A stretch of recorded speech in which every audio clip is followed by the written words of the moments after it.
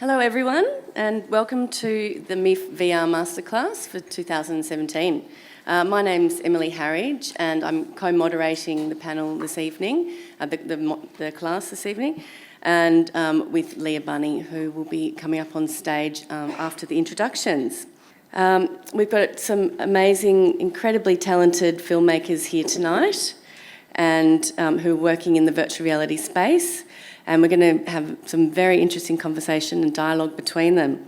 Thank you for all attending, and I'm going to get each of the filmmakers to talk a little bit about themselves, give you some background on the work, and we will start with Gideon Oberazenek and his piece, Once Upon a Time in the Western Suburbs. Hi, thank you. I'm actually here partly replacing my colleague Matthew Bate from Closer Productions, who couldn't be here tonight. He's really under the weather. I was under the weather a couple of days ago, and I'm feeling better, and he's feeling worse. The reason he was kind of ahead of me initially was that he's the filmmaker, and we've been making a series of films together for the last 3 or 4 years. My background is more as a choreographer, I guess theatre performance maker. My background began as a dancer when I was younger, then as a choreographer. Then I ran my own company, Chunky Move, based here in Melbourne. And I'm currently associate artist with Melbourne Festival and chair of the Melbourne Fringe, curator on the curatorial team of Asia Topa. So I'm much more involved with things that happen on stage. And the reason I'm saying this is because it's become very useful in the VR world, and certainly in the work that Matt and I do. I've never had to concern myself with controlling the point of view or cutting into a close-up. I've always had to rely on, I guess, directing the environment to make it conducive for people to look at certain things at certain times. And so it's just been a very comfortable, incredibly comfortable fit for people like me, working with filmmakers in virtual reality, where actually shooting video in real spaces requires that. Once Upon a Time in the Western Suburbs is a film we shot late last year in Liverpool. It really came about because I was working on the Asia Pacific Triennial of Performing Arts, and we were looking for, actually Arts Centre Melbourne was looking for artists that they could promote or invest in a VR film to look at, and we just thought that Benji Ra was the most appropriate subject for the project, and we spoke to Benji, and she spoke to us about this sort of battle dance meeting that she organises with a bunch of colleagues every few months, sometimes every month, at Street University. And because we had made a film already with Sydney Dance Company in VR, we realised that actually dance was a fantastic medium for VR to be. And what Matt noticed as a filmmaker is that he used to come to my earlier productions, he used to sit in the studio and watch dance, and you'd make a comment that dance is always so much better when you're in the studio, when you're amongst dancers, and you lose something when you watch it from a distance in the theatre. And I've never liked dance on film myself, but I have to say that VR was the thing that got me the closest to being inside a dance studio or inside a dance scene. The dynamic movement, the way people move around you, the use of sound, restricted dialogue, it tends to work really well. So we hung out with Benji in the Western Suburbs, and we met these various different hip-hop crew, and they were just really fantastic people. We had to really shoot on the fly, and it made film crews very, very nervous. People were just sort of turning up, walking away. We had very limited time, very limited budget. But they were just such lovely people, and it worked really well. We were in their rehearsal process, each one of them, and then we were at at the meeting, and in the meeting we were at centre and everyone's sort of dancing towards us or dancing towards camera. We thought it was a really quite an inspired project. We got a lot of very good feedback from it. I'm happy to talk more about it when we have questions. Thank you. Thank you, Gideon. Next up, we're going to hear from Leo Faber and his piece Orbital Vanities. And we've got a little clip that we can play as well, so we might start with that. Hey everyone, I'm Leo. Leo Faber. I am a producer and filmmaker. I've been working with film and television industries now for almost 20 years. The trailer you just saw was for a VR experience that was created and directed by Sean Gladwell, the contemporary artist, who is my fellow co-founder of Bad Faith. My journey into VR started when I had my first 360 experience on a Google Cardboard, checking out the Mardi Gras for SBS. I was in SBS pitching a documentary to John Paul Marin, and he showed me 360 for the first time, and I instantly saw the potential in it. I was really excited by it. I instantly wanted to work in that medium and saw the potential that it had. My first foray actually into the making of VR was with a company called Pixel Case, which is a Perth-based company.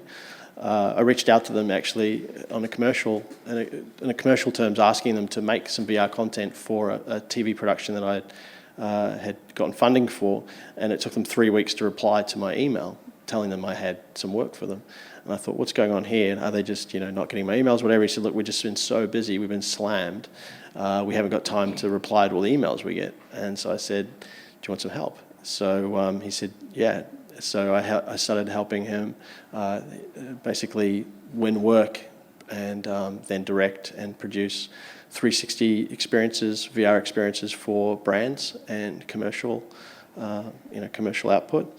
And I did that for about 8 months and learned lots of stuff and made lots of cool experiences for companies like Intel and Audi and Facebook. And although it was, I was learning a lot and it was great actually being at the coalface making 360 content, I found that when I look back at the work I was making, I was finding it just really lacked something. I felt like I was missing the moment, ushering in a new medium and a new way of telling stories when there's no frame and there's so many challenges and there's no language. And it was just incredibly thrilling. And so to be executing work that we had been handed by ad agencies that had probably only tried one VR experience and were just doing it because they were told to, just really felt like it was super underwhelming.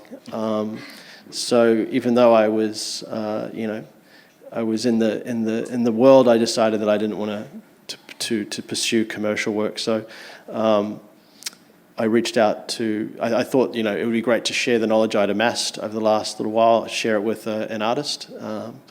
Sean Gladwell is a video artist who I've really respected and admired for many years, and managed to show him VR for the first time.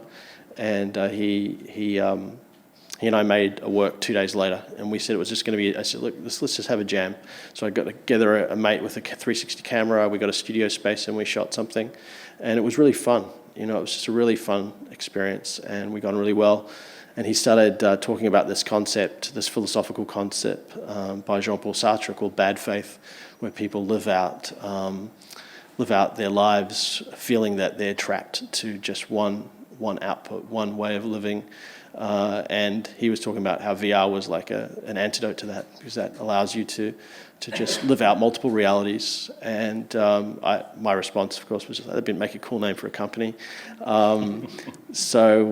We basically we decided that what I did with him by putting a headset on him and asking and showing him VR for the first time, he put headsets on some of his artists and filmmaker friends. I did the same, and now we have a collective of 9 filmmakers and artists, and we have multiple projects in development.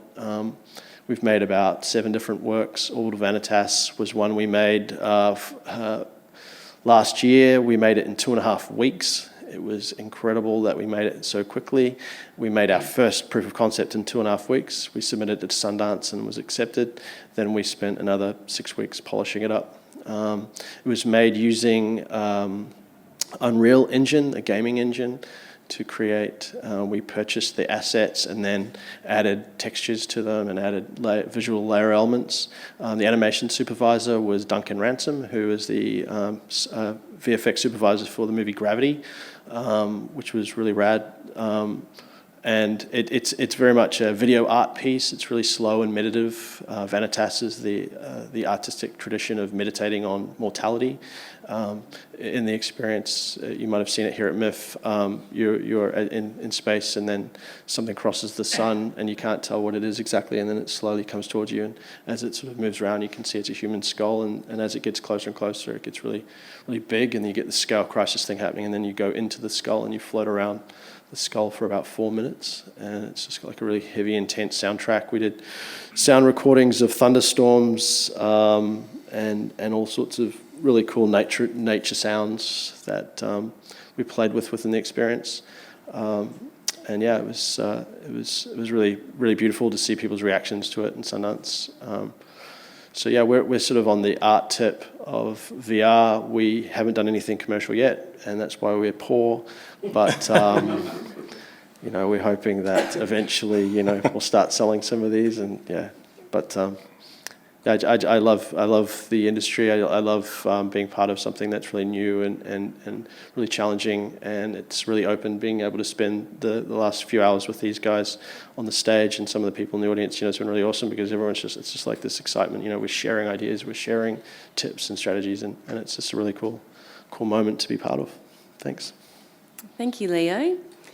Next up, we've got George Kaczewski, and he's the head of content development from The Pulse, and the piece that he has at Miff at the moment is called Remember. Thank you. Hi, everyone. Name's George. I'm the co-director of Remember. The other dude is sitting right there. My background is in editing and visual effects, majority of my career. But before that, I was actually a circus performer and had an unfortunate accident, injury. So that kind of, and I still wanted to stay part of the crew. So I ended up having writing for the circus performance we would do and choreographing some of the shows we would do, and then shooting them. And all of a sudden, started making performance-based film, which transitioned me into filmmaking. And then, fast forward 10 years later, I got a chance to work at company called The Pulse, which is where I am at the moment. And for most of my career, I'd been doing a lot of traditional content, music videos, a lot of ads, and also film.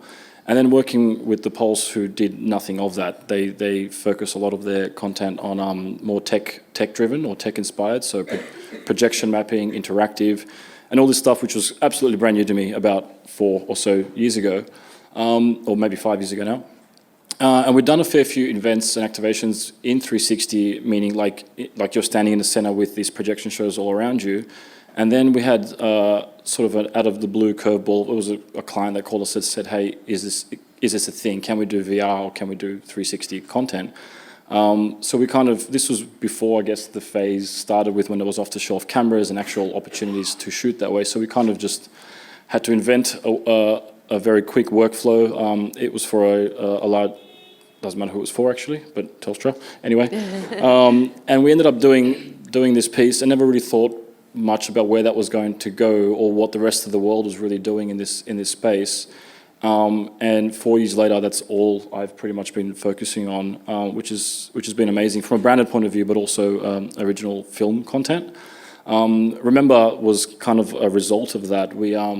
We were doing a lot of branded content, and then a lot of our clients were arguing the fact or disagreeing with us that you could tell narrative in 360. So the team and I got together and we started sort of brainstorming what does a narrative look. This is a couple of years ago now. What does a narrative look like in 360? And then we had some crazy conversations and inevitably got speaking about what the future of virtuality would be and how insanely terrifying potentially it could be. So the idea of Remember actually came out of that. So Remember is it's a film about virtuality, and it's about using a memory recreation software that we invented that we called Remember, where you can create your own memories and edit them, and sort of blurring the line between reality and virtual reality. And we ended up producing a 3-minute proof of concept, and then we raised the funds to create the piece that's actually that's been showing at Miff this year. And it's a 22-minute film, and it follows the story of a grieving mother trying to find or replicate the memory of her long lost son. And this sort of spans across many years, but as we follow her story and as the story progresses, she starts to kind of get confused about what reality is and whether a memory was real or was it just a virtual one that she had created. So we shot half of it here in Sydney. Sorry, I'm not in Sydney. Half of it in Sydney and half of it in Macau. It was actually a Chinese co-production. Or it was a local distributor partner, Lens Immersive, but there was other partners involved. So it was interesting. It was challenging. That's up there. This particular scene that's up there right now, we had to just turn up at a bar and shoot. It's not how we tend to do our virtuality shoots, and the reason why I mentioned the whole circus thing, and to Gideon's point, having a performance background, having a theatre background really helps understand that 360 space and work in an environment where everything has to be intriguing wherever the audience look. So this particular scene we had to just kind of wing, but in a sense that there was a lot of people involved. But what we tend to do is just rehearse, and get it all right before we even get on set to shoot anything. So it was at the time one of the longest pieces that we'd known of. As I said, it was 22 minutes long. So there was pacing challenges, and will people watch virtuality for that long? Since then, that rule's been broken, and there's much longer pieces. But it was definitely a ambitious project, very experimental in some cases, very premeditated and controlled in others from a studio point of view. But yeah, it was a fun challenge. I'm hoping some of you had a chance to see it, but if not, ask away. That's me. Thank you very much. Okay, and next we're going to hear from George Gittos, and he's the director of Funfair Jellalabad. Yeah, and we've got Lauren out there in Wukar Alam, and Lauren's from Werri Beach in Gerringong, and she's 22, goes to Wollongong University, and Wukar, who's from the Yellow House, Jellalabad, and this film that we've made is a wonderful thing in that it's a product of Afghanistan. It's our Yellow House, which is an artist collective that has been running for about 10 years now, that we created in Jellalabad based on the original Yellow House in King's Cross that we did in 1971. And a lot of people see Afghanistan as a backward place, but so it's wonderful for people's self-esteem. I recently saw that some young ladies from Kabul, Trump tried to stop them getting in the country, into America, and then they came in, they'd made robots, and it's great, for a country like Afghanistan to make things. So the whole country is very proud of Funfair Jellalabad, and it's a sequel to Snow Monkey, which was in the Melbourne International Film Festival a couple of years ago. And I think from now on, always, we will make a VR film to coincide with our feature documentary. We're about to make a film in Miami, which is a sequel to our film Rampage. It's called White Light. And we're going to work with, it's a rap music video film, but in real life with real bullets, and about child soldiers in Miami, the kids that do hits for gangs. And while we're making it, we'll make a whole lot of music videos, which we'll put out through MTV and other ways. And I agree, that it's going to be fantastic. Imagine if you could have been there when Jimi Hendrix was doing the thing with the guitar, right on stage with him. And I know that a lot of my musician friends, like Eminem and Alicia Keys and Swizz Beatz and DJ Khaled and all these people who are at the front of the film industry, are really interested to see what we'll do with these kids from Miami. And, you can imagine for live performance how fantastic it's going to be. But basically, I got into this because I'm a mystic, and I'm not frightened to say that. Like, this is a culture where people think you're nuts, that you're a schizophrenic if you're a mystic. I've always been a mystic. When I went to Kingsgrove North High School, I'd I've never really experienced darkness. I'd be in my bedroom and the whole room is full of moving paisley patterns. And when I'm looking at you now, I've got double vision. I can see another reality as well as you. I've always had that. It's like a disability. So when I was quite young, I came to my sister and said, "Hey, Pam, can you see this?" And she said, "No." Went and told Mum. And Mum got me off to all sorts of doctors thinking I had a brain tumour, and I got EEGs done. And then when I was at school, I went up to Roseland Shopping Complex one day and I found a book called Mysticism by Evelyn Underhill. And I discovered that's what I am. I'm a mystic. Our culture needs it and we're getting rid of it. Like we wouldn't be spending $50 billion on French submarines. We'd be spending it to save the Barrier Reef if we valued mysticism. And the Aboriginal culture, we've just done the tribute to country at the beginning, and it's wonderful we're doing that in all these talks. But people in Australia will put a dot painting from the Central Desert on their wall and they can say Aboriginals can have mysticism, but if you work at a university in Melbourne, like Monash University, and you declare that you're a mystic, you probably won't get promoted. So for me, working on virtual reality, I think I did a bit of philosophy at university, and Descartes said, the only thing we can be sure of is if we think, then we are. We can be sure we think that we exist, but maybe the rest is samsara, maybe it's illusion. And so when I first started out as an artist, I wanted to show people the mystical reality that I can see doubled up with the real world. And so I did my puppet theatre at the Yellow House, and then I started doing laser holography. And I thought if you could create the perfect illusion of our world as an illusion, then humanity could progress. If we could start to see that there's worlds beyond this and that there's spiritual dimensions beyond the physical dimensions. Like we've got people like Stephen Hawking who say, "Oh no, forget about all of art. Astrophysicists are the only ones that know how it works, and there's just atoms and it's all physical matter, and we can figure out the universe." But has he ever listened to Nina Simone or Mozart? The whole of art is proof that we've got a soul and a spirit. And so it's amazing working with Ukar and Lauren, because I'll be down there when they're stitching and I'll have the goggles on, and I'll be back in Jalalabad wishing that someone had had virtual reality when Diaghilev was dancing with the Ballet Russe. How wonderful would that have been? And then I walk across the road with my two dogs and I look down and I feel like I could almost walk through them. They're just like phantom dogs, they're like mist.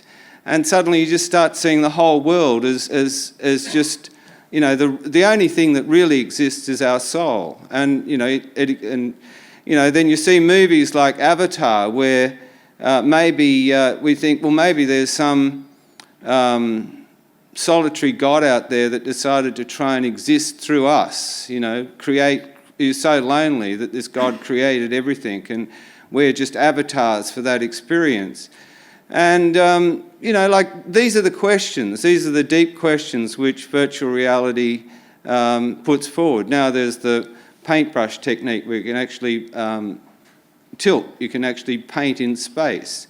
And I think that virtual reality is a way for humanity to progress, to be seeing, as an artist, I remember when I was young, I was inspired by Vasily Kandinsky and these great early abstract artists who, Kandinsky wrote Concerning the Spiritual and Art, which is about mysticism. And then these gross Americans, these artistic equivalents of Donald Trump, these Jackson Pollocks who did monstrous works like Blue Poles, misinterpreted Kandinsky and all the great European abstract artists. They just got drunk and did psychotherapy and splashed the paint around, and that just turned what was abstract art into something very American, and Australia went along with it, just like we went along with the Vietnam War. And I think virtual reality is to get back to where Kandinsky and all these great European modernist artists were, which was exploring the other dimensions and the other realities that our soul can go to. So that's me coming out as a mystic, and I'm proud of it.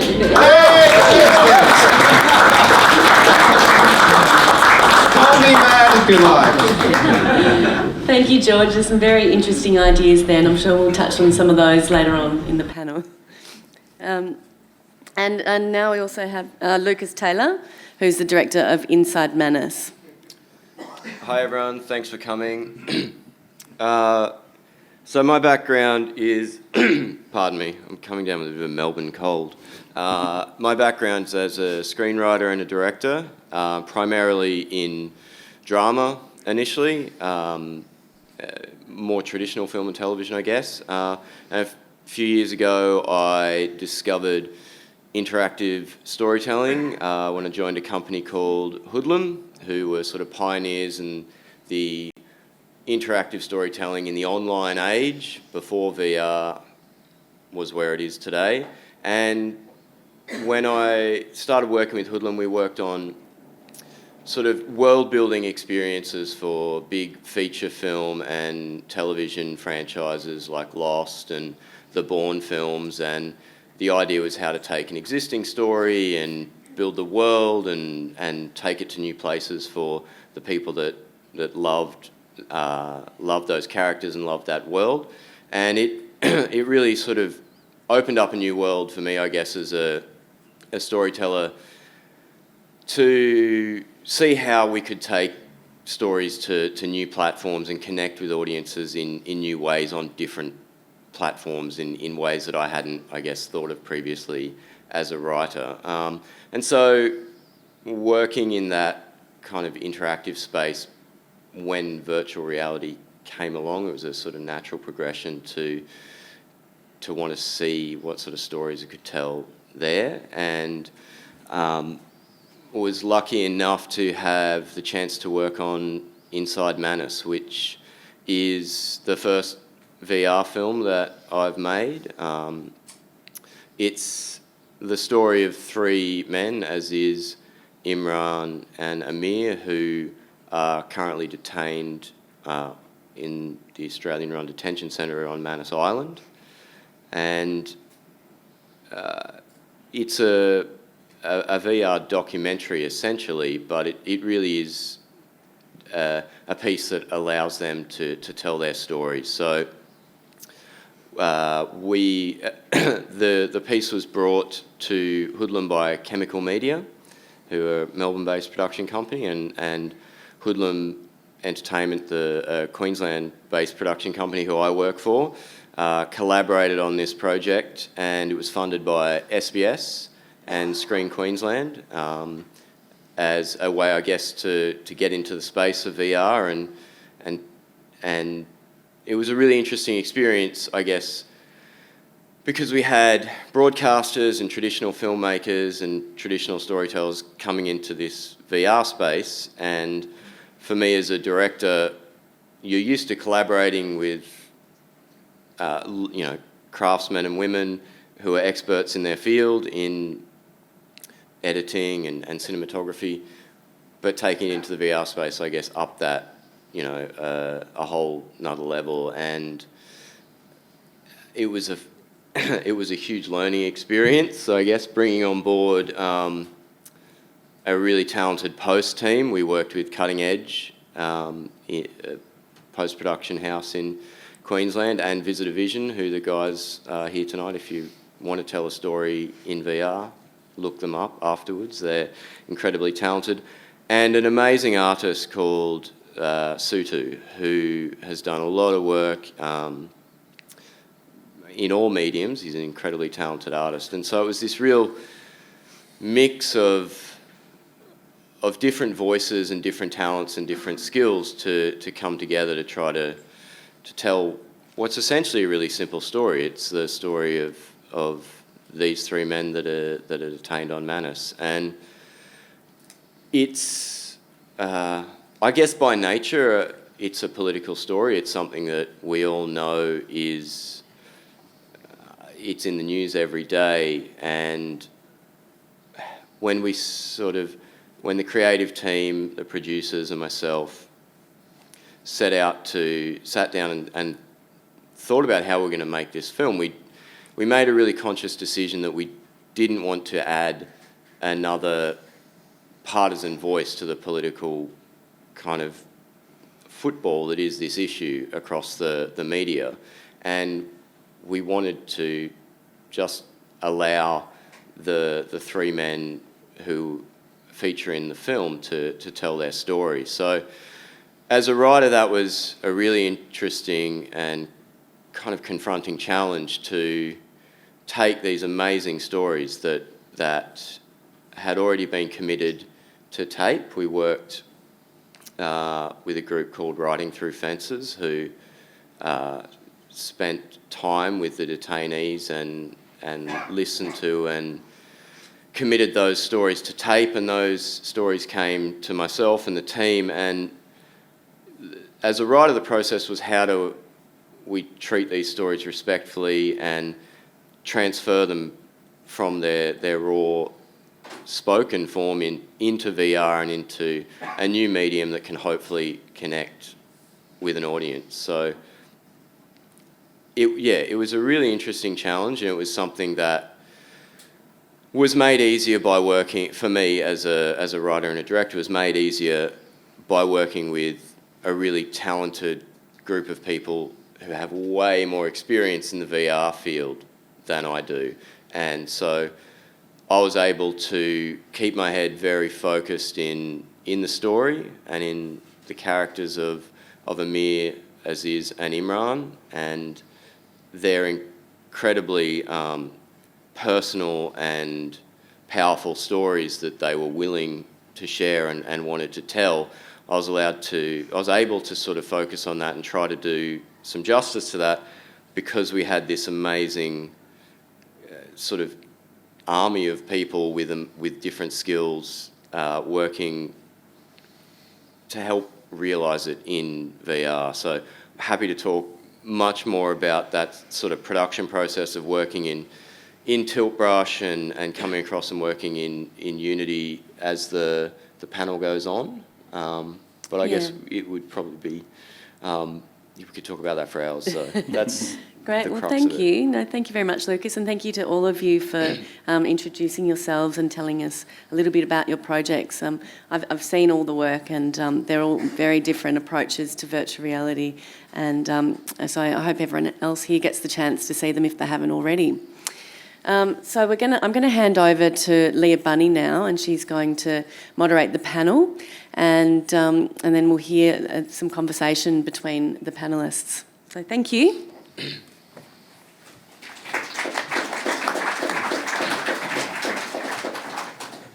Okay, thank you, Emily.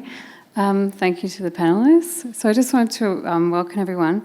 I'll probably be exploring a little bit more about having a discussion with the filmmakers together, so we can talk about a bit of the process and distribution and also inspiration, a little bit of a background. So I'm going to start by talking about, we've heard from all the filmmakers, and there is a label around the word filmmaker. And I think we've heard that everyone has such a different, diverse background. So I wanted to start by opening up the discussion on why VR? And it's a very general question, but why did you choose that medium when it's so immersive? You know, it's not a traditional form of filmmaking. So we'll start with Gideon. I've been working with Closer Production, Matthew Bate and Rebecca Summerton prior on film to do with drama and to do with dance. Matt had premiered one of his feature films at Sundance and came back raving about the VR platform, and he just really wanted to get into it. And I'd tried it a little bit for a couple of years back, and it was super clunky. It was just terrible. I couldn't stand it. And I said, why VR? Like, it's just, the playback's terrible, the vision's crap. And he said, no, it's changed. It's really changing, and it's quite a different experience. So he convinced me, and we made it work with the Sydney Dance Company. And the reason why VR for me was that really it was the first time I could really understand, coming from a dance background, how dance can really be experienced while not seeing it live or not dancing in the best possible way. And the other thing was that the VR stuff that I did watch was that you were kind of a fly on the wall. It didn't acknowledge your presence, the work that I saw. And what we did with our work was the performers, the people who were there, and then later when we made the documentary and Once Upon a Time, absolutely acknowledge your presence. So you were actually in that world with them, and so it made absolute perfect sense for me. Yeah, I could tell that you're amongst the dancers and you feel like you're actually part of that process rather than being in 2D. Well, they also teach you at the end a little bit of their dance, and if you want to, and if you're into it, you can do it. And I've noticed that a lot of people do it, and not everyone. And it doesn't feel weird if you don't. So it's just getting that thing right, where you feel comfortable. Yeah, and a different perspective. So, Leo, your film, in Orbital Vanitas, I noticed that there was a skull floating off into the distance. So you could have chosen a much more broader, or pointing, I guess in VR you can point people in a certain direction. Why did you choose VR for that particular piece? Well, I didn't choose VR. It was Sean Gladwell who directed it, but we chose it because VR is the medium that we've decided we want to work in and experiment in. He has a day job as a contemporary artist. He still makes video art for biennales around the world, and I work at the ABC as an executive producer on a science show. So Bad Faith is something that we're doing in our spare time. So it's the sort of thing that, when we find a project that we really want to articulate, it's almost always going to be a VR one, because that's sort of what we're doing. But why Orbital Vanitas and VR? Well, Sean, the challenge, when Sean made our first work together, he was like, right, that's it, I want to go back and remake every work I've ever done in VR, because he just wants to see what it was like in VR. That'd be fun. But why we started with Orbital Vanitas is because he wanted to make a work that he was never able to make in real life, in live action. So the promise of VR to him was to be able to create something and give the person who's experiencing it an experience that they would never be able to have in real life. So for him, it was the medium was something that just allowed him to articulate something that he'd been fascinated. That idea of the skull in space is something that Sean had been thinking about for many years, and so we were able to bring it to life. It was Sean's first ever VFX or animated artwork as well. But in general, a lot of people say, "Why VR?" You've got to make sure the story's right for VR, etc. For me, it's less important. I think for me, it's just about finding a great story, great characters, great access, and then it depends on what cameras you're shooting. Are you shooting on a 360 rig or are you shooting on standard rig? And they both have they both have their constraints, and certainly, I'm a great believer in just make it in VR. Why not? Make it in VR and just learn. For people out there that are thinking about it, don't get too caught up in the technicals, and just get out there, get a little camera, and just start shooting stuff, and you learn, because none of us are experts. We're all still learning, and it's great to just make work. Great. Okay, George, if you just expand from that noise a little bit more about awesome. Remember.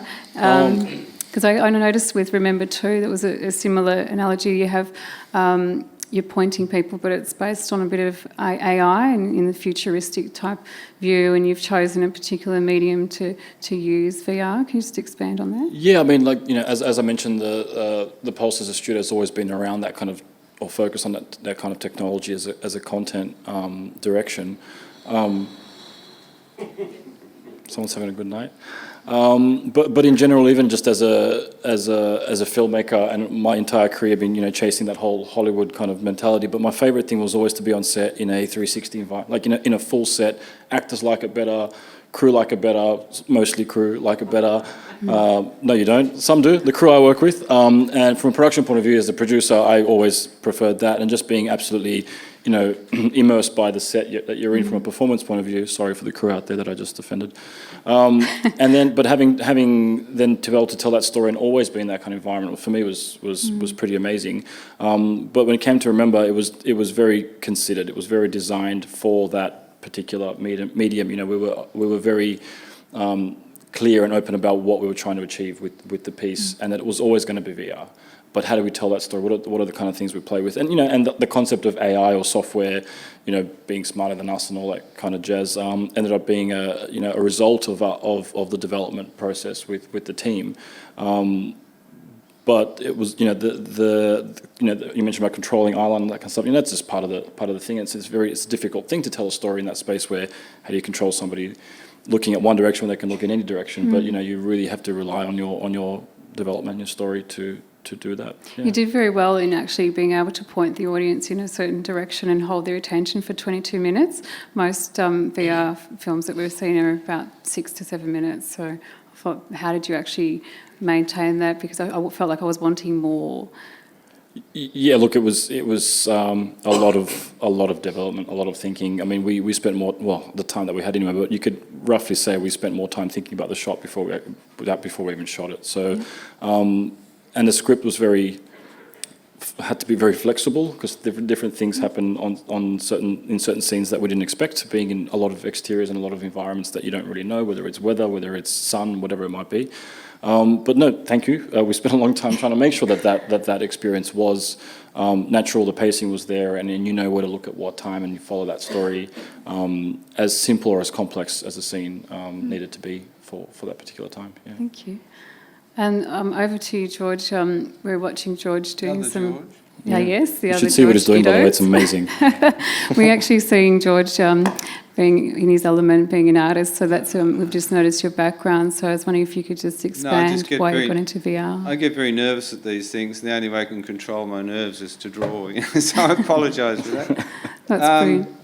Yeah, well, for us, apart from the fact that I explained the mystical aspect of it, in my business, I've covered wars for almost 45 years now, and I've probably seen more death than anyone alive. I was in Rwanda and Kabaya massacre. I saw 100,000 people slaughtered with machetes before my eyes, and Bosnia, Somalia, all these places, Iraq.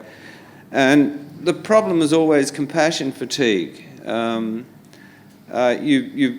come back shattered from being at the Kabaya massacre, and here's complacent old Australia, the lucky country, and you might do a front page story or a TV thing or something, and it still doesn't move people. And I saw, and I personally would not want to watch a film about Ebola in Liberia. Like, who would want to watch a film about the Ebola epidemic in Liberia?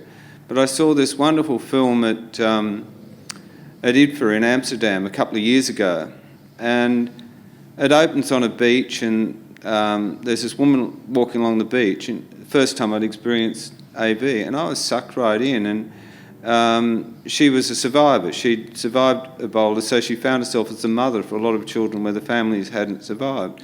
And it's her story, and I was just powerfully moved by it. There's scenes where you see a body going into a grave, and the grave diggers, and you feel you're there. You're on a boat, and you feel you're there. And I heard that film had been funded by the UN because they believed that VR was the way to get past compassion fatigue.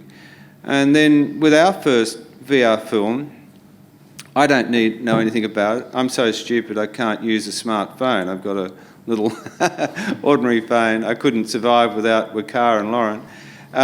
But I purchased the Omni 6-camera GoPro camera when we were in London and took it directly to Jalalabad, because the other thing that I'd seen at IDFA was a film where ISIS had destroyed all the great Assyrian art at Mosul, at Nineveh, and in the museum, and they reconstructed the museum using photographs to try and bring these works back in 3D. So that even though they're lost, we could still have them.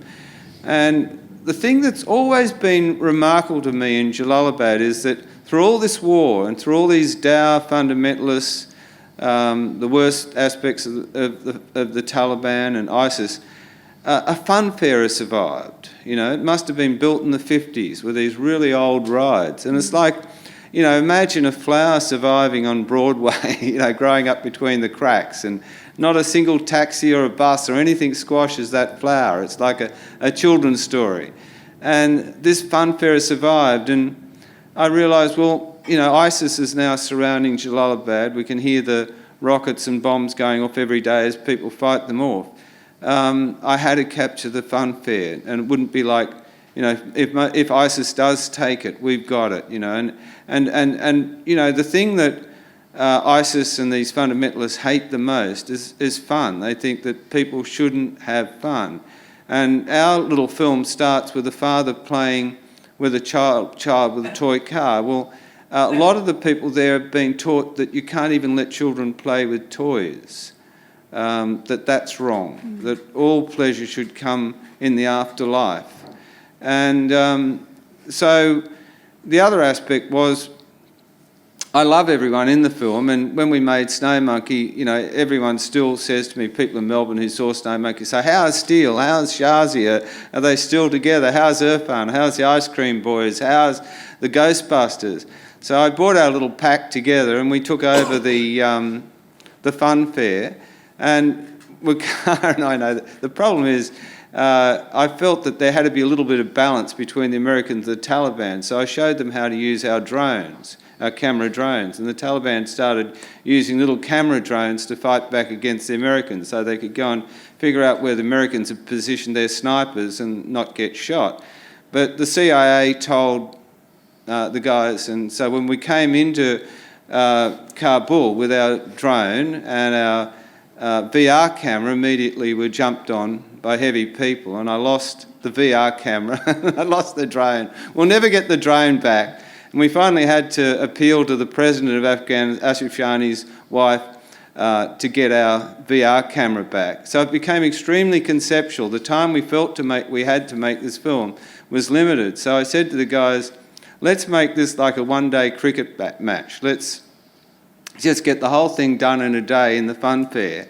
And I've got this I used to be a puppeteer, so to do it, I had to take over the fun fair, the carnies, the crooks, the pickpockets, and get everyone working on the film and just, keep everyone safe and get it done in a day. And so Wakar and the other people from the Yellow House went out we only had the camera for 1 week after we would have had it for a long time after we got it back off the bad guys. And so they went out day and night filming all these wonderful things in the city and the streets, learning how to use it. And then we were ready, and it was our one-day cricket match, and we just went out there, because the great thing that unites Australians and Afghans is that we all play cricket. And so they loved that idea. So, that's how it came about. So I just hope that when you see this film, you think of the little flower growing in the crack, and let's hope that someday you don't hear that the fun fair in Jalalabad has been bombed and closed down. Yeah, absolutely. So many challenges, regardless of VR. I mean, it's incredible that you're still producing this work, and you're going to continue to do so, I hope. Yeah, well, we're facing off Trump now. We're making a film in Miami with in support of Black Lives Matter in the worst area of Miami. It's a sequel to our film Rampage, and I grew up reading comic books, and Dick Tracy had a watch where he could look at his watch and talk to his friends. Well, you can now do that, and here's here I am, saying I'm going down to Melbourne, guys, and I'm taking the VR film down because everyone in Miami knows that we're bringing the VR camera, and they're off to a club, to play their new rap song at the club, and they're saying, can't wait to get that VR camera, we're going to... And I got MTV and everyone excited. So my way of getting my very, very poverty-stricken poor young rappers to be looked at by the execs at MTV is going to be able to take it on this new technology and put it in their face, and see how it goes. So they're terribly excited. And so Trigger Trig said, George, VR, that's the future, man. That's it, that's it. Yeah, original. It's original. We'll be the first. And it's a bit like... Afghanistan, Thank you. Lucas, another topic that is very sensitive, inside manners. However, you've managed to produce a very different perspective, producing in Google Tiltbrush, I'm assuming. So I'm just going to get you to expand a little bit why you chose VR, because obviously you could have chosen traditional filmmaking. Why did you select VR as your choice of medium? Yeah, it's a really interesting question, and I almost don't really have an answer. I think initially I thought we were thinking it was the right medium because there's no access. So there's essentially a media blackout there. You can't take cameras. And in my head, that was a really strong reason for why this film belonged in VR, that we could recreate the existence in Manus and in the detention centre in VR. But when we got into the development process, I kind of realised that part of the biggest impact in a lot of ways on the detainees there is mental, and they speak to this in the film, and that it wasn't about recreating the physical space of Manus, and there's images of that on Google, and it. So that was something, I guess, initially in my head. I thought, yeah, well, we can use the power of VR to transport people to Manus and experience what the detainees are experiencing. But I was quite naive. The more I learnt about what detention is like and what indefinite detention is like, which is the key thing for the men of Manus, is the notion that they haven't committed a crime. 90% of them have been granted status as refugees, but their detention is indefinite, and that does really strange things to the mind and the mental state. And so as we went through it, I think working in Tiltbrush and being able to, I guess, draw on some artistic kind of ideas like magical realism and some really simple ideas around the recreating or trying to articulate the abstract thoughts and the abstract feelings and memories of these men. There's a lot of life lived in memory when you're essentially, confined to one space. That then actually became a learning as we went, that VR was the right medium, maybe not for why I initially thought, and especially working in Tiltbrush with Sutu, as I mentioned earlier, this incredibly talented artist who's done a bunch of stuff in interactive storytelling, but also in VR, and having his eye as an artist. We've just heard George speaking as an artist as well. His eye as an artist in sort of helping to bring to life some of those really difficult and abstract concepts that we in Melbourne, in our bubble, in Australia, in our bubble, can't really. It's not part of our everyday experience. So the medium itself, I think, allowed us to find a way to try to really simply give a visual sort of language to their stories, to the men's stories that are stories that the audience that's going to see it in Australia just wouldn't normally be able to comprehend. And you also have their full attention, don't you? The sound, the visuals. Yeah, did that make a difference? I think, again, that's something I might, going into it, I maybe wasn't quite as aware of, but it is an issue that we've heard a lot of in Australia across different forms of media and whatever side of the political spectrum you sit on, you will have heard thousands of television discussions about it and read a lot in the paper, and it's almost become background noise in Australia, which is a horrible thing to say, but is probably the truth. And George mentioned compassion fatigue before. It's almost become background noise, whereas you put the goggles on and the headphones on and you go into this space where this story is presented to you and a very human story is presented to you. It allows you to connect with it in a much stronger way. And the film, one of the sort of defining ideas, I guess, around the film in the early development stages was the idea that so much of the issue and the reportage around the asylum seeker issue in Australia and Stop the Boats and all the sloganeering comes down to numbers. There's a lot of reportage that comes down to the number of boats, the number of asylum seekers, the number of dollars it costs to house people, and numbers and numbers and numbers kind of build up and people are forgotten. And we had access to people and we allowed them to tell their story, and VR as a medium, as you've just said, when you put those goggles on, you're connecting with a person and a person's story. You're not hearing about 900 detainees on Manus or 67 boat arrivals or the amount that were under Labor or the amount that were under the Liberal Party. You're just hearing a story from one man to another. And that was quite powerful, I think, and the medium really enhanced that. I think that's important. We've had some feedback from the film that people were in tears, and VR tends to create an environment of empathy. So I want to open up a discussion if anyone else on the panel has understood that by using the medium VR that it's created more empathy with the audience and connected the audience better. I mean, it's definitely the case, and you can sort of really take advantage of that proximity and get someone right in there. And I mean, it's amazing to hear that you guys are working in that space and doing something like that. I mean, predominantly, entertainment. So it's really great to see that. For me, it's we we know how to use laptops, TVs, tablets, phones. We're sort of used to these screens as being something that we can switch channels, turn off.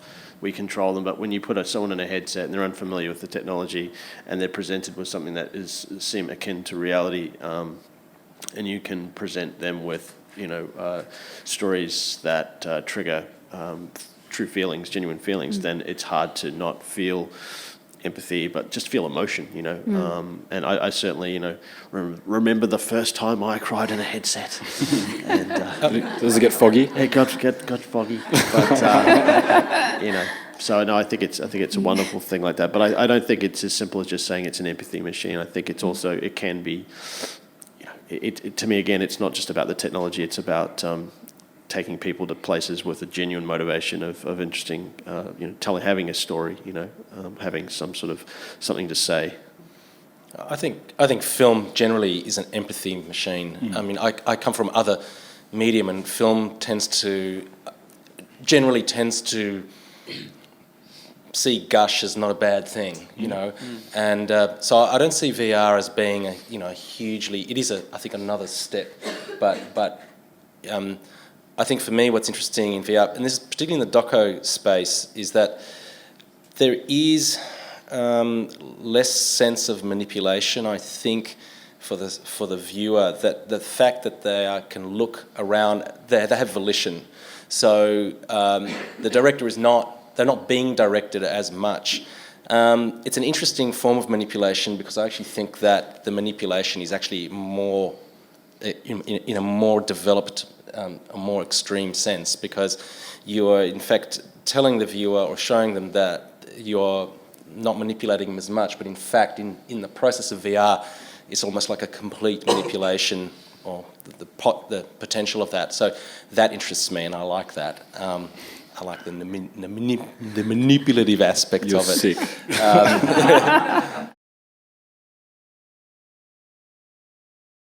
I actually have I agree. I have a problem with the term 360. I call it spherical. It's spherical because you can look at the sky and you can look behind and all around, and you can look down and see the ground. And so the 360 thing doesn't seem to be right, but it seems like there needs to be a new term, like spherical filmmaking.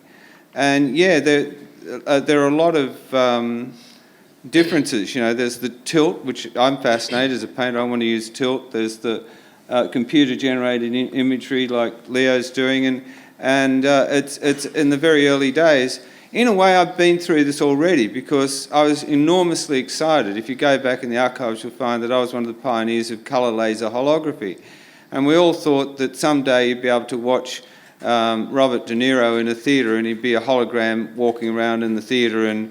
But there are huge limitations with holography. And we all, the wonderful Melbourne holographer Paula Dawson did some of the best work. But we all discovered that there were physical limitations to the medium. And I tend to think that, like, I wouldn't mind superimposing brush strokes over a scene like Funfair Jalalabad. And it's very, very early days. It's extremely exciting to be working in a medium as new as this, and it's great that you brought that out, because there might be people in this audience who don't realise that there are completely different forms. I recently went and saw a VR thing, which was a real shock to me. I went to Wollongong University, and I created the stone room at the Yellow House, which was everyone thought that I had to be stoned to do it. It was a recreation of the Magritte, you know, with a table and a rock chair and a man getting a piece of grit out of another stone man's eye. And Martin Sharp did a Hokusai wave in the background, and Brett Whiteley added a sphere to it. But these university guys had made they'd somehow or other reproduced the room and scanned it, so you could put the VR goggles and you could go and walk and put your hand. And my mother made the stone fruit and bowls and things right on the table. And I just thought, what a shame, I've got all that stuff. You didn't have to make it. You could have come, I'm just down the road, you could have come and got it. But so that's yet another form, which, you know, is not what anyone here is doing. And that's correct, that's where you can walk around. It's totally different to what we're doing, which is using the camera. I, as an artist, I'd love to use all of those mediums and see if we can combine them, you know, superimpose them. And it's enormously, like, I'm sure you're all here tonight because you're excited by this new medium. So isn't it wonderful? We're at the dawning of a new era of a new medium. It's like back in the days when, you know, people were discovering photography and they had to make their own plates, you know, put the chemicals on them, and they had a pinhole camera, and then movie cameras were cranked by hand, and everything went at funny speeds. You know, we're getting there. It's not there yet, but it's going to be an amazing ride, and I recommend anyone here, you know, to take it up and play with it. It's a lot of fun, and if I'm about as dumb as it gets, so if I can do it, you don't have to be some super brain. You know, I've got a couple of very talented people in Wakar and Lauren, but even so, we didn't have any universities or anyone helping us. It was funny, there was no guidebooks. We just had the camera and the stitching and everything, and Lauren and Wakar worked that out, and they're having a lot of trouble with it. You know, I rang up universities and people to try and see if I could get them to help. No one had helped us. And then one morning I came down and Lauren's eyes were like a possum that had been caught in headlights, and so was Wakar, and they figured it out. And suddenly they were stitching, and Steve here, who's done the curating, he was kind enough to come up to Sydney and look at what we were doing, gave us a lot of support, and that inspired both of them to push the limits. And suddenly I came down and they were using Photoshop to get rid of the tripod that the thing's on, you know, and substituting bits of ground, and they became real perfectionists. But it was all just like finding our way in the dark, you know. It was fine. It's such a new medium. Like within a year there'll be some app or something that'll do all the stitching and things for you, you know. It's just great to be working in a pioneering phase of a new medium. Can I have a show of hands of who here has tried VR and who's in the production process of VR? Fantastic. So we have quite a few people, which is a bit of a growth from last year, which is great to see. So if I can just open up to the panel to talk about your own processes, the techniques, the cameras you use, whether it was a camera or whether it was as you said before, the Unity or Google Tilt Brush. I can't talk about that, but I can see the secret. I can see Piers from Jumpgate at the back, so he could tell you they did all the shooting. But was it Piers? You're not saying anything? Don't Raise your hand, Piers. He's right at the back. He's hiding. GoPros. GoPro. Was it GoPro with Once Upon a Time at Liverpool? Yeah, it was a while ago. And that wasn't only a year ago, so things are changing very fast. we're currently in production on a virtual reality documentary called Storm Riders that was commissioned by SBS and Screen Australia, and that was shot by something called a Zcam Pro, and I highly recommend anyone that wants to get into VR to look at that camera seriously. It's got really great depth of field. It's really sharp, really good blacks. It grades well. It's only about $8,000, and I think it's better than an Ozo, a lot better to be honest. And you don't want to be investing too heavily in a camera because like an Ozo's nearly 90 grand, and then like next year it's crap compared to the next month. Yeah. So the good thing about the Zcam is you can actually just keep upgrading. But if you just want to start, like the Samsung Gear 360s, we're using those for the diary cam entries from our two lead protagonists, two Muslim women and Storm Rider, who were documenting their experience during the London attacks and Manchester attacks as part of Storm Riders. And the footage they got of their lives when we asked them, just document your life for 3 months. Looks beautiful. How many of the cameras are you using? Just one, or Yeah, several? all the protagonists have one camera each, and we could get such great footage, and it's like $500 a camera. And there's also skateboarding involved.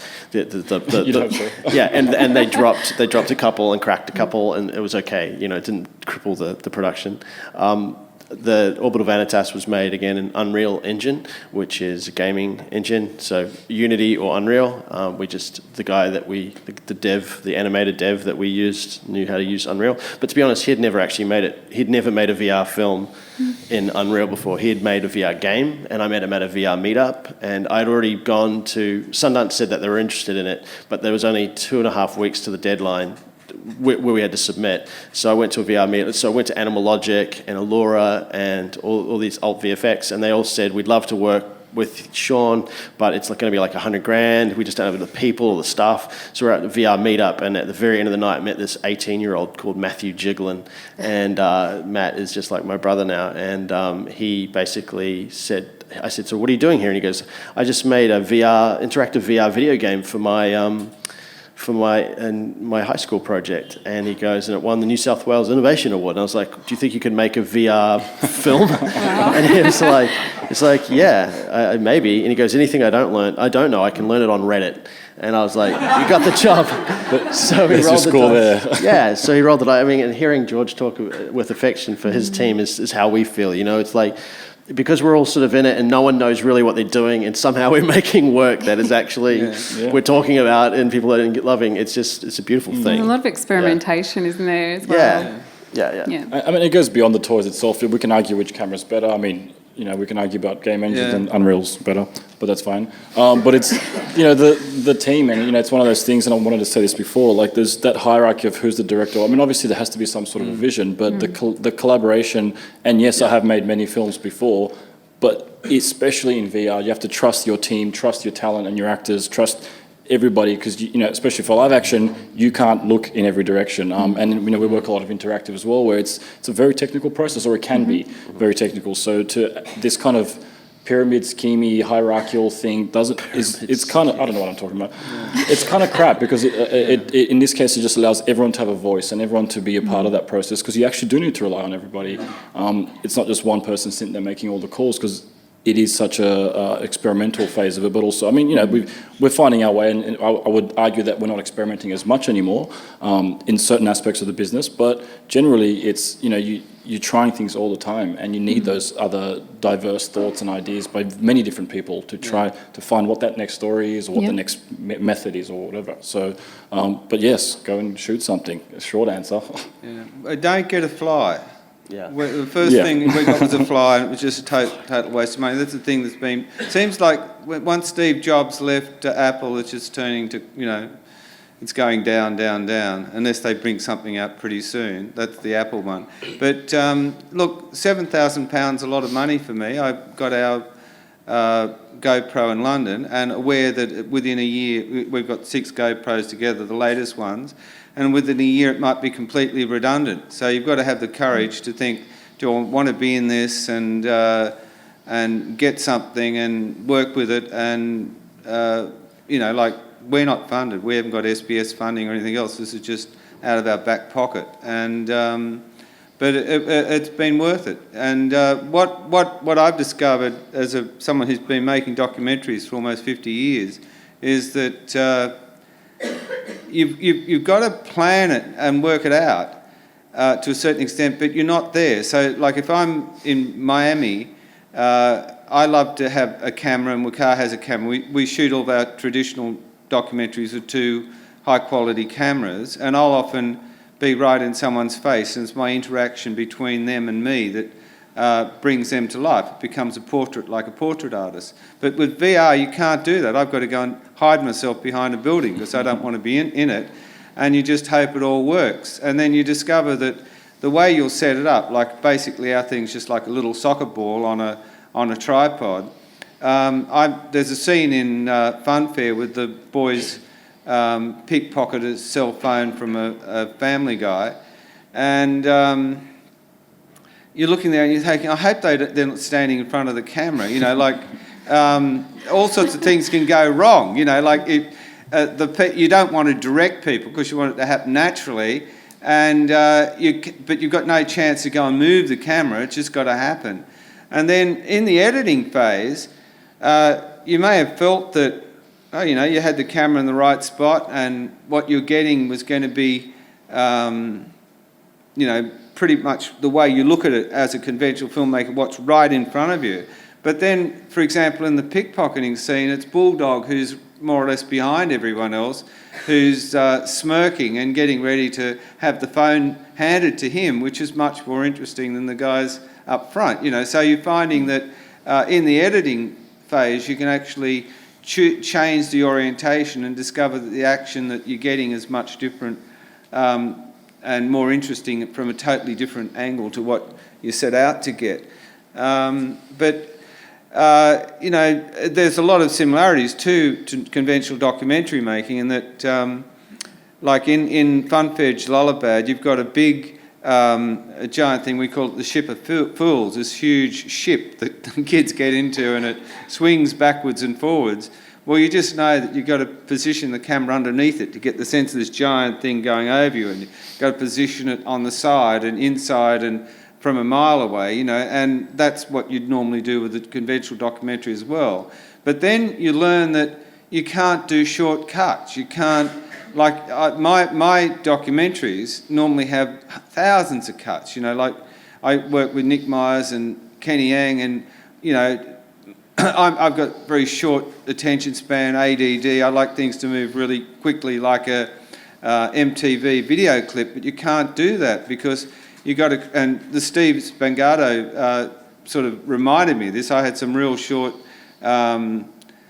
scenes in the first version that he saw, but there's no time for people to spin around, so you can't really easily have shortcuts. You've got to give people time to move around in that space. So there's lots of new things that we're discovering about the medium that are very different. And as you said, after a while they start to settle down and you become familiar with them. And then you can learn to use them, Are you able to expand a little bit on the drones? Sorry? Are you able to expand a little bit on the drones? What, the drone that the bad guys took from it? Yeah. Just the fact that you had the drones there and you're looking at filmmaking with drones, and if you just talk a little bit about the experience.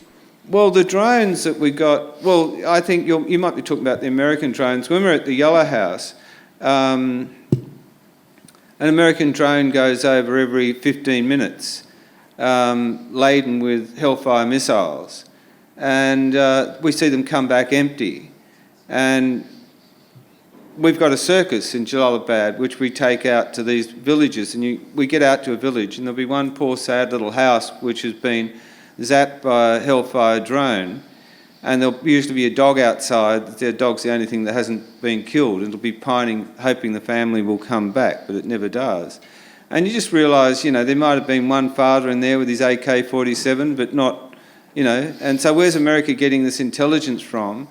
And a load of Hellfire missiles on a drone will take millions of dollars, and yet in this village, the children can't afford to have warm winter clothes. There's no medicine, there's no schools, the cost of those rockets. And so really what we're doing is saying, art can make a lot of difference. And that's why we took the drones into Jalalabad, because we do women's workshops and the women can't really go out in the streets and they can't see stuff.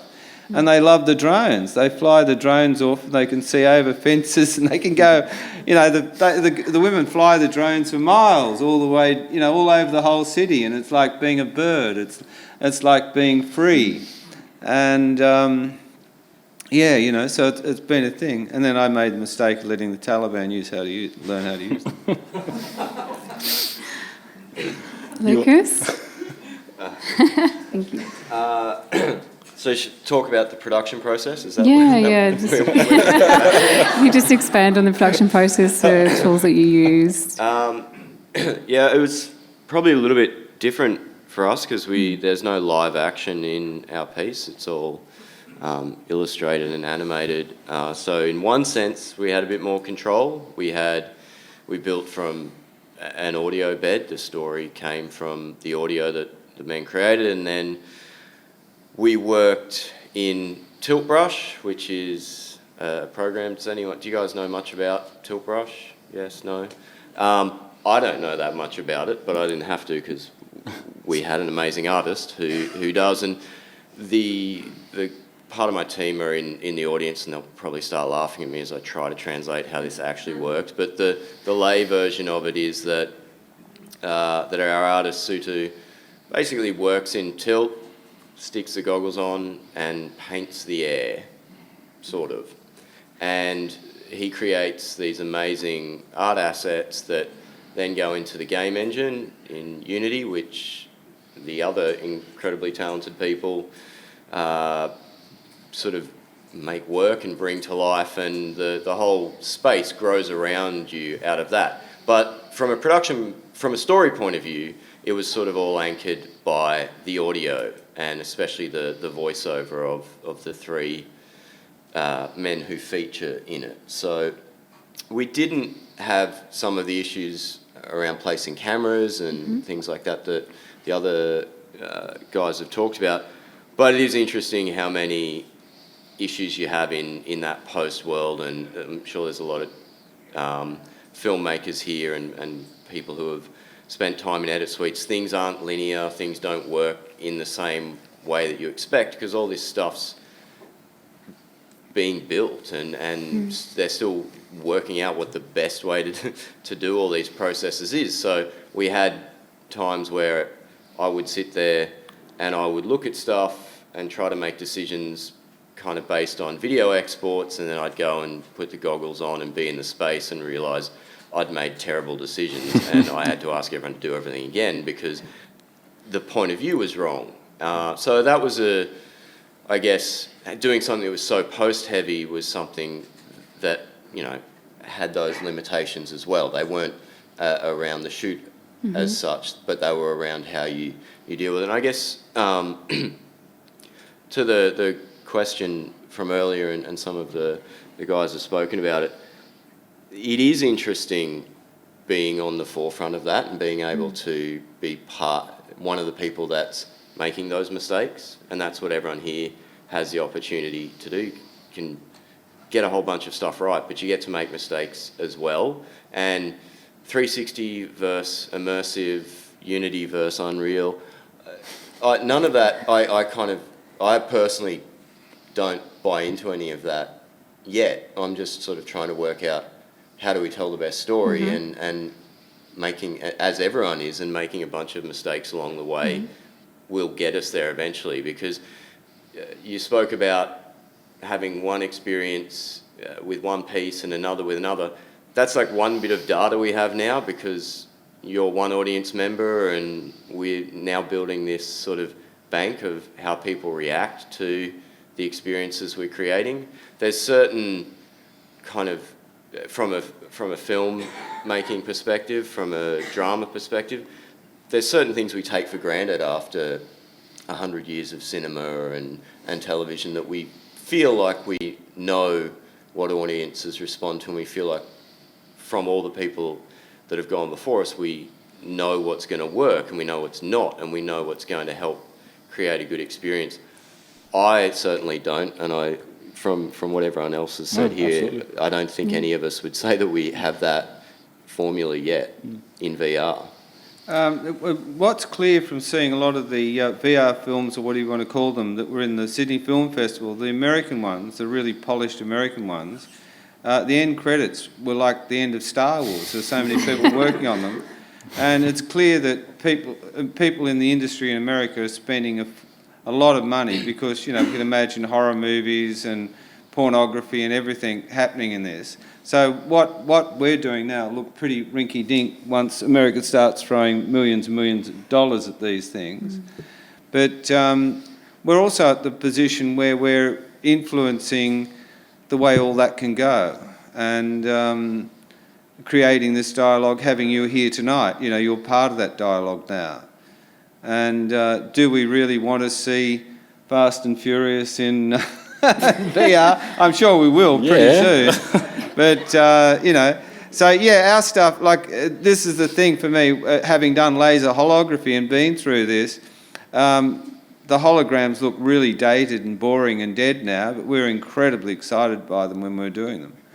You know, like the kind of research that we did, I helped invent colour laser holography, and now I have the pleasure of picking up a credit card or a passport and seeing all of our research into that. It's just as a way of, you know, making an expensive credit card that's hard for forgers to duplicate, you know, and you rarely see a hologram these days. You need a percentage of that technology. Yeah, I was with I made it with, we invented this colour holography thing with a Russian, a Hungarian communist physicist who believed in giving it to the world, you know, like he'd escaped from Russia, and I'd be like Bill Gates if we'd put the patent on it that, you know, in the back of my head I was telling we should have done. But yeah, so this stuff will date. We know that not only will our equipment become out of date, and also will the way of seeing it. You know, the way I'm told by the television stations and MTV and everyone else is that you make a film, whether it's a drama or a dance film or a documentary like ours, and then the people who are really keen will be able to get a download off YouTube or something and watch it on their VR goggles. So for me, for now, it's going to be making White Light in Miami and having our music video clips and maybe an auxiliary immersive VR experience for people who really love the documentary. I wanted to talk about the distribution channels, but we're just going to take a question from the audience quickly. And I think for us, it's just getting a film made is so hard. And when you get some people that have got a story, you just start making it. And when you then experience it back, if you start to feel disconnects with metaphor, well, then you start to work that out. But I think it's not the sort of thing that I, in our process, are going to be worried about at the start. It's certainly more about storytelling, characters, just the fundamentals of great storytelling, really. And then you try, our job is to try and make sure the technology doesn't get in the way from whoever's experiencing what we've made, from them enjoying it. But for us, and especially Orbital Vanitas, it was we don't see it as storytelling as much as story enabling. So we're actually trying to reduce as much as we can, strip back, so that people can bring their own experience, fill in the blanks themselves while they're in the experience, which is actually someone's comment that that comment that was made, that they felt they could actually have a bit of space in there. But that's just one thing, you know. Our documentary we're doing is very different to that. So I think every project's different for me. I mean, and half the films we try and make are, you know, more about how is it going to get distributed, how is it going to make money. This is a business that we're running. We need to make this a viable business. So yes, we discuss the psychology, the science behind it, all that kind of thing. But at the end of the day, it's a medium that we're using to enable us to tell a story in a different way. And I wouldn't say it's limiting or giving us more advantages. It's just a different way of telling stories, and not necessarily, we don't need to overthink that sometimes, but also love your thoughts behind that too. It's something that I guess more of us need to think about, possibly. I don't think we actually know the answers to that yet, to be honest, and I'm sure there's a whole bunch of brain science going on about it. But any medium has, I guess, different people react to it differently and people use it differently. So someone might, say that a television program like Mad Men is a fantastic story that you can immerse yourself in and lose yourself in and learn about the human condition in. But watching 12 hours of television a day and infomercials and you know, back-to-back reality is not the same experience. The same thing I think will probably apply to VR, that it's as much about the way that you use the experience. Personally, in terms of making things, I did find in the production process of this that it did things to my brain a little bit. I started dreaming in tilt brush vision, which was really weird and cool. It was kind of cool, but it was also a bit unnerving. But I may have had a brief insight into your life there, George, where I was seeing it in really a different plane. So, but no, I think look at the way that we've got a lot of the technology that's come on us. We haven't debated, and I think you're right. There needs to be a debate. Like, how good is it for us to have? You know, you go to a restaurant and everyone's looking at telephones instead of talking to each other, and particularly with young people, you know, who'll go on holidays and there's a beautiful day outside and they want to go and hide themselves in a cupboard and play on a computer. And one of the things that worries me is this whole idea of the singularity of, you know, we're rushing towards a future where robots will and computers will end up creating themselves, and it becomes like Terminator. And there are all those fears out there. I've got a brilliant nephew who's making organic robots for the American military. You know, like they've discovered that robots with metal structures and that are no good, so he's making robots that have got fluids and they're like humans. And do we really want that future? And then what's it going to do to employment if there's no work for anyone anywhere? If robots are doing everything, we'll have unending wars because humans love to work and they'll be displaced. They'll have no, you know, like... So all these things we're allowing to happen, you know, you ring up Telstra now and someone answers the phone from South Africa or you know, the Philippines, but soon it'll be a robot. You know, you go to the IGA, you know, and it's no longer a person. You can sign yourself out. We're losing people and things everywhere. So, you know, there is the fear that we could be moving to... I had a really nasty guy who's an investment banker that I locked horns with over some issues, political issues, and he was saying, oh, well, virtual reality will mean that it's more or less like circuses, you know, the Romans, that you'll be able to keep people like something out of Matrix, you know, just living on virtual reality. They won't need to go skiing anymore. They can ski on virtual reality. They won't need to go to the theatre anymore to see you dance or the circus. They'll be able to see who wants to go to a live concert and see Bruce Springsteen when you can be right on the stage with him through virtual reality. And like the Sydney Film Festival got less people this time. Less people are wanting to go to film festivals, wanting to go to live theatre. And record stores have gone. I used to love wandering through record stores, but you can all get off the internet now, you know. So, yeah, you're right. We should be debating whether this is a good thing and thinking about it, you know. And, yeah, absolutely right. Gideon, would you be able to talk a little bit about the background where you had your process? When I noticed there were some cameramen in black. So yeah, just being hidden from the 360 view. Oh no, that's definitely a mistake. It's not intentional. No, you can barely see, but I think there are mistakes and things like that we notice in VR, which the audience wouldn't know either. So we're constantly learning and progressing. So. Yeah, look, I mean, we're just making mistakes as well. But I think, look, with any new medium, and I'm not quite sure about your question, actually. I sense that it's maybe to do with a sense of contemplation or poetry or some kind of sense of reading something, but where your presence doesn't allow you to necessarily have a sense of pathos, maybe, on something because you're in it so much. Is that well, I mean, my sense of watching film is a sense of kind of being present with it, and whether it's the film can create a sense of presence that I'm in it, or whether it creates a sense of, I don't know, contemplation. But I think VR can kind of work in very similar ways. I think one of the things that VR does, I think, particularly well is the sense of volition, as I was saying before. So this sense of that,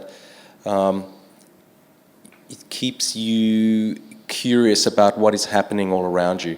Oh, not VR, spherical filming, let's call it that. Sure.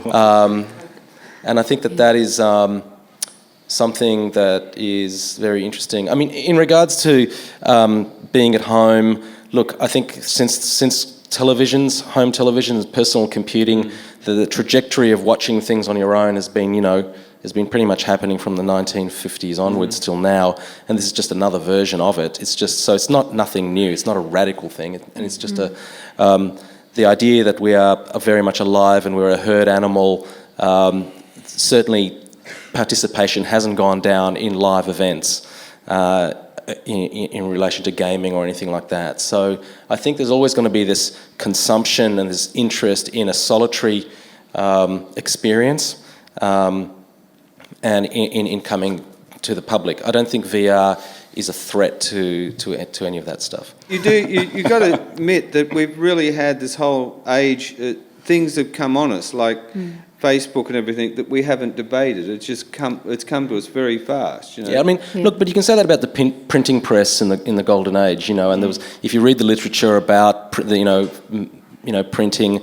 There was a massive, sense that the world was nigh, things were lost, and for us as an older generation, we just have to get absolutely used to that. The form of communication, saying, is shifting. It's not necessarily any of the corrupting forces are very much in place as they were previously. People with a shitload of money or wherever will still peddle and use that in whatever way, and people who are creative and poetic and innovative will also use that in different ways. So, this is hardware. This is tools and ways of seeing. But each of those tools has a particular relationship to us and has strengths and weaknesses. And I think for us as artists or makers, it's finding what are those things that trigger, special aspects of viewing or being present.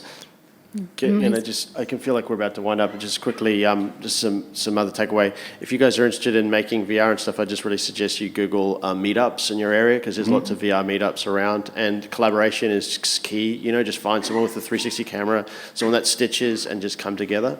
And in terms of it being an antisocial thing, the reason Facebook is so big in VR is because they see it as the future of social. They see it as us interacting in a virtual space, and distance and time not being a barrier. And if you're interested in that space, check out something called Janus VR, which is a web VR browser, which is really, really interesting. So there's some really, really underground movements going on now where in the metaverse, people are creating spaces in the metaverse where people can interact and build and grow and come together in fairly interesting ways, very creative ways. So it's Janus VR, web VR. We're also seeing VR, AR and MR merging into the future, and all different technologies starting to blend. So I'd like to leave it there. I'd like to thank the audience for coming. I'd like to thank the speakers tonight. And thank you to Miff, the actors, Real World VR. And if you haven't already done so, please go along and see the pieces that the filmmakers have made tonight. Thank you. Thank you. Yeah.